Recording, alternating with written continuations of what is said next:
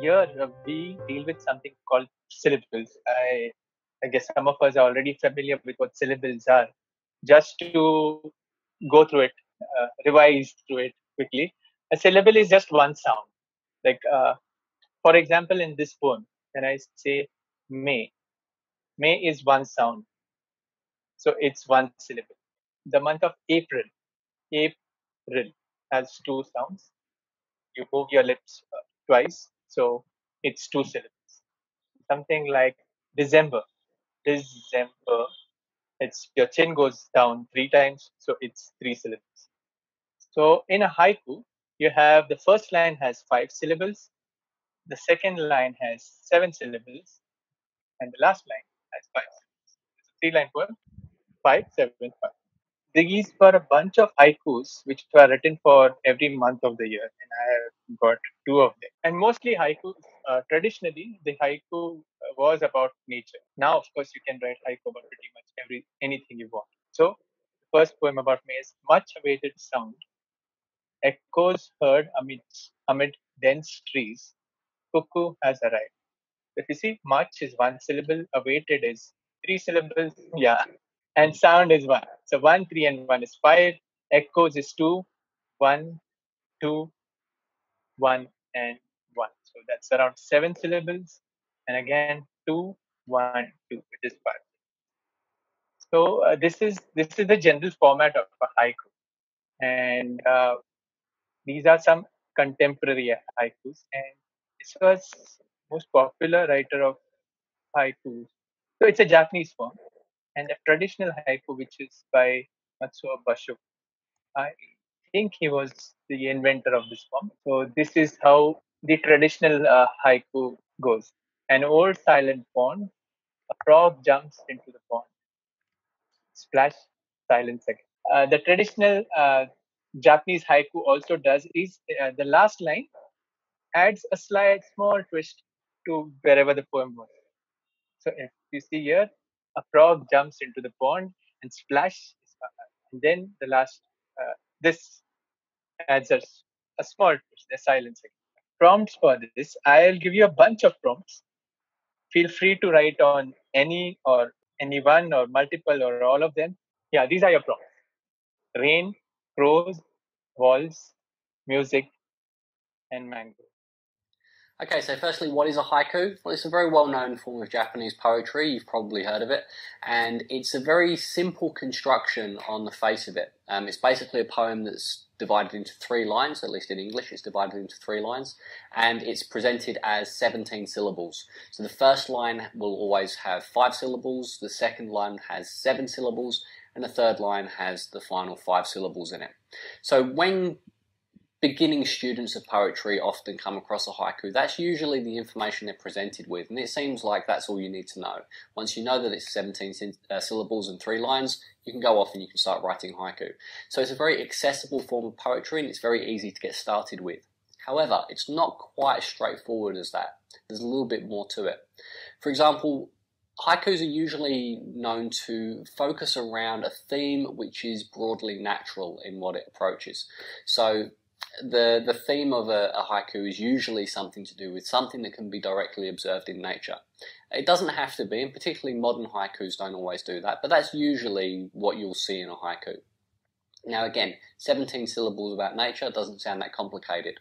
But another factor that complicates haikus is that often what a good haiku will try to do is to present 2 different images side by side and to offer some sort of commentary on the juxtaposition of them. Not necessarily a direct comment on them, but by placing these 2 images together, it gets the reader to think about what kind of comparison or what kind of relationship the poet might be trying to suggest exists between these 2 things. So a decent haiku, a better haiku, usually has some element of juxtaposition within it.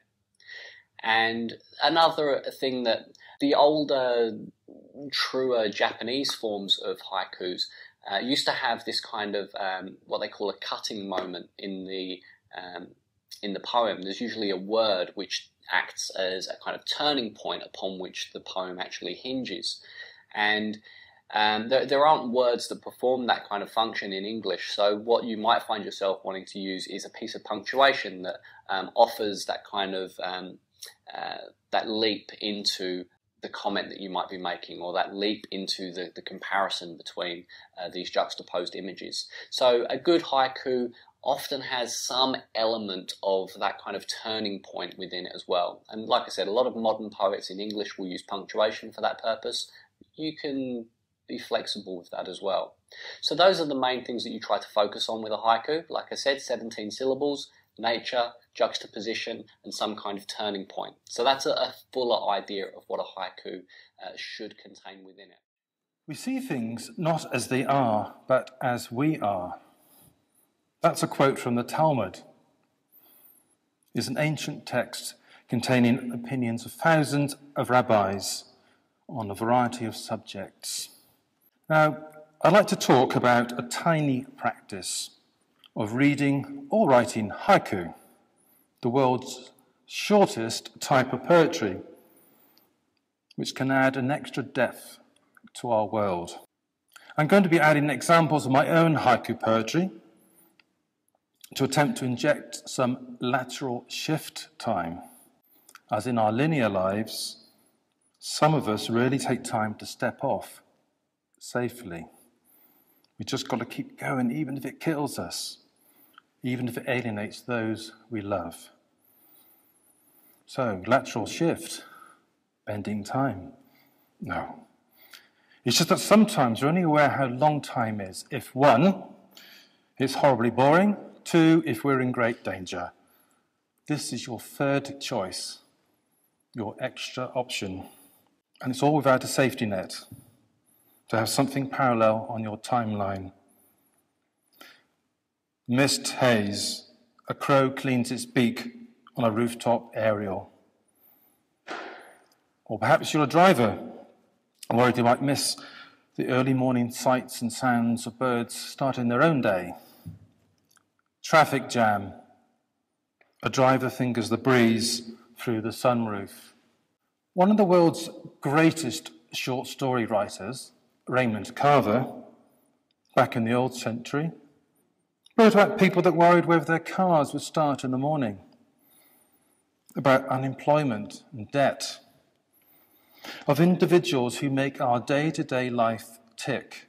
He never pretended a wonderland still existed, but he said, a writer sometimes needs to be able to just stand and gape at this or that thing, a sunset or an old shoe, in absolute and simple amazement.